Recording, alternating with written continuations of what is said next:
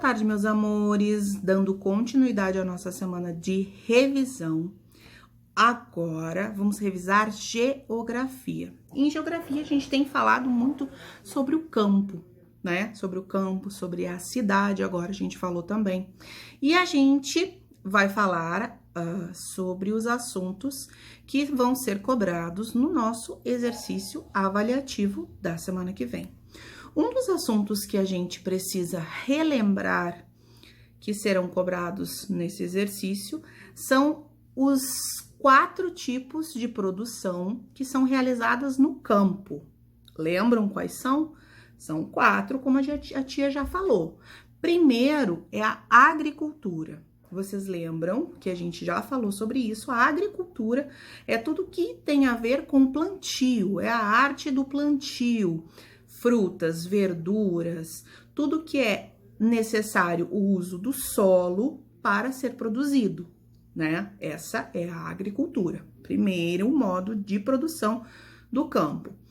Depois, nós temos a pecuária. A pecuária, como nós já vimos bastante, a pecuária é a criação de animais para movimentar toda a indústria do campo. Para isso, existe um sistema próprio de alimentação desses animais, é a criação de animais para a indústria, né? Para a transformação de alimento para as outras pessoas, para as pessoas em geral. Depois, a gente tem o extrativismo. Como no próprio nome a gente já diz, a gente está extraindo alguma coisa de algum lugar. A gente extrai minerais do solo, a gente extrai o peixe das águas, a gente extrai substâncias da natureza, né, das árvores. A gente pode usar como exemplo a pesca, tanto para fins comerciais, para venda para as outras pessoas, quanto para próprio consumo, né, que algumas pessoas moram perto de regiões ribeirinhas e necessitam desses peixes para alimentação.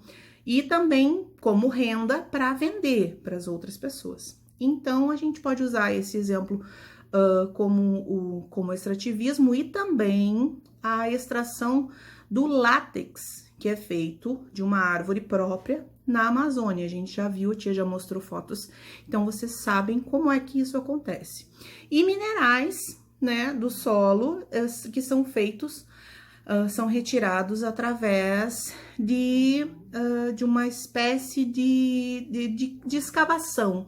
Eles vão escavando com material próprio para retirada de minerais. E esses minerais viram outras coisas, como, por exemplo, o giz, que a gente escreve no quadro, né? E outras coisas que a gente utiliza que são provindas do extrativismo. E a gente tem também no campo a agroindústria. A agroindústria é a indústria que está lá no campo, está instalada lá dentro, recebe essas substâncias e transforma em outros produtos. Então, é a indústria que está inserida dentro do campo. Ok? Quanto a isso?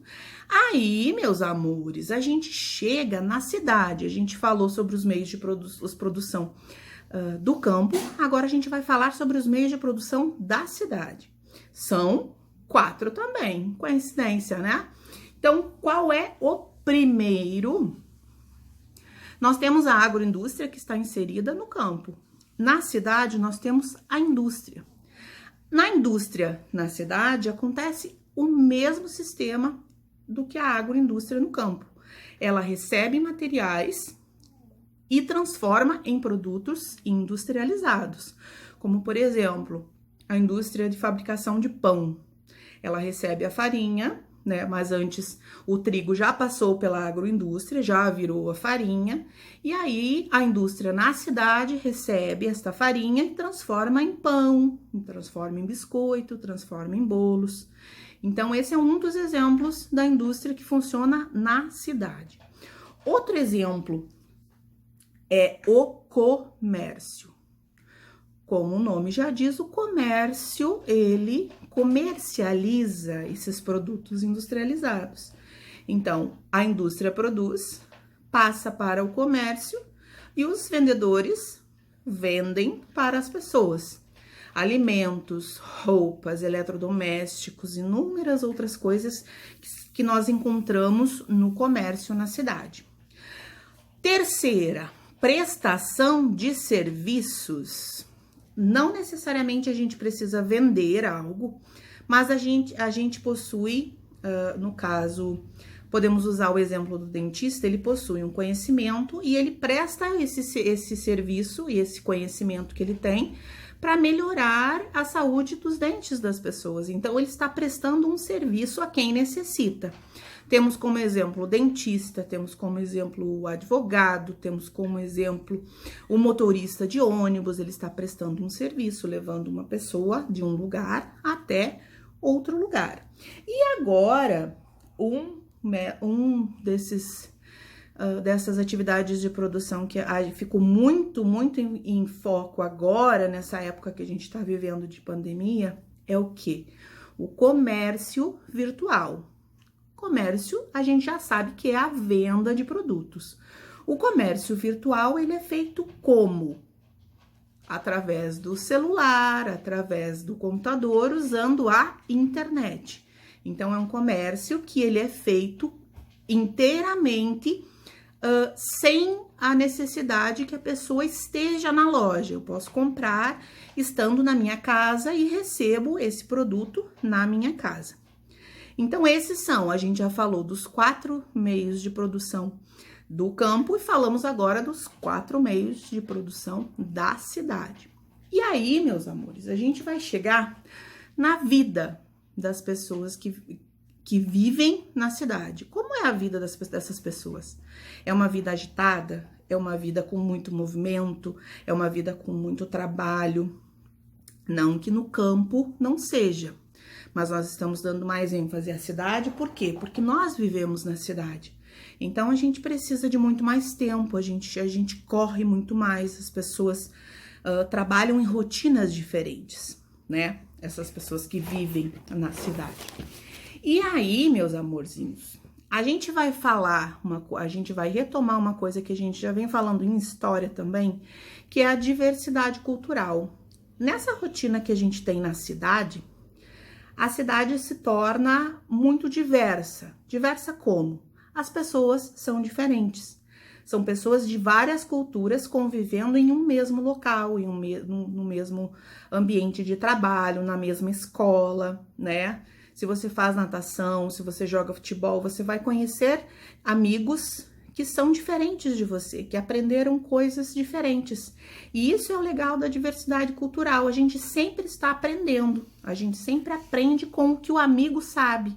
Nós podemos ensinar o que nós sabemos para o amigo e o amigo também nos ensina o que ele sabe. A gente divide os aprenderes. A gente aprende e o amigo também aprende. Mas uma coisa que eu tenho que falar também é sobre as paisagens das cidades. Será que a paisagem da nossa cidade, vamos usar como exemplo a nossa cidade de Niterói ou então o Rio de Janeiro, né, Niterói.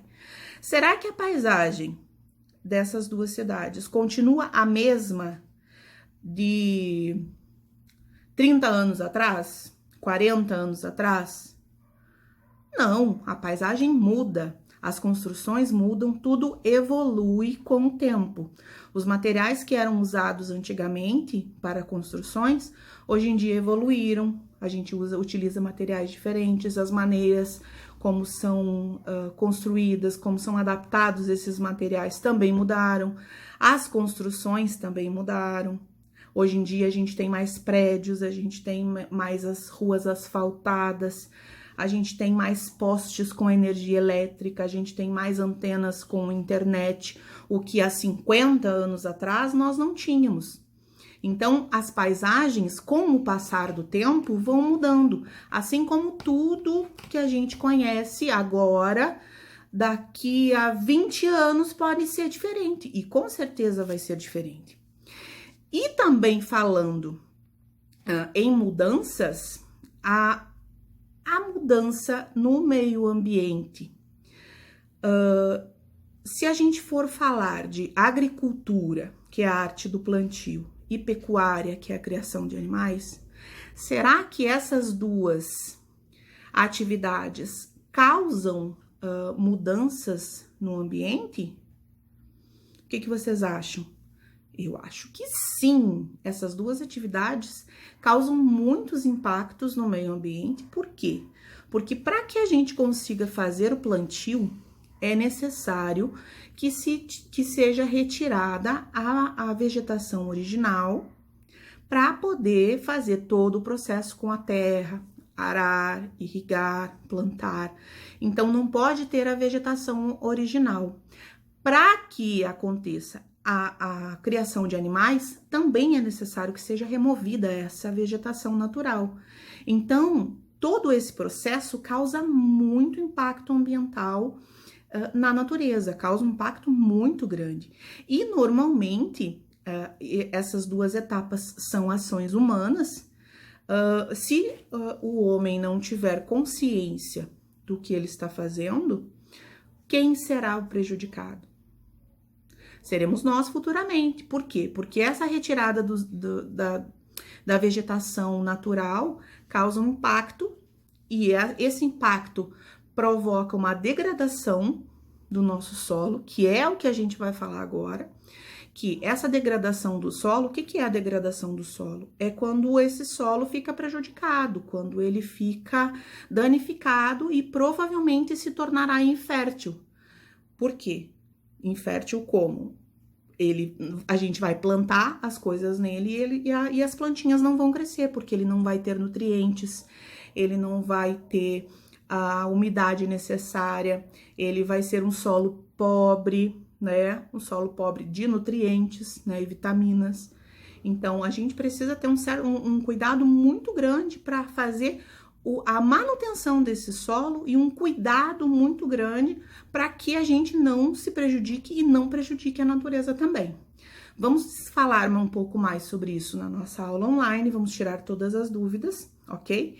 Qualquer dúvida, chama a tia lá na Agenda Edu e vejo vocês na nossa aula online. Um beijinho e até!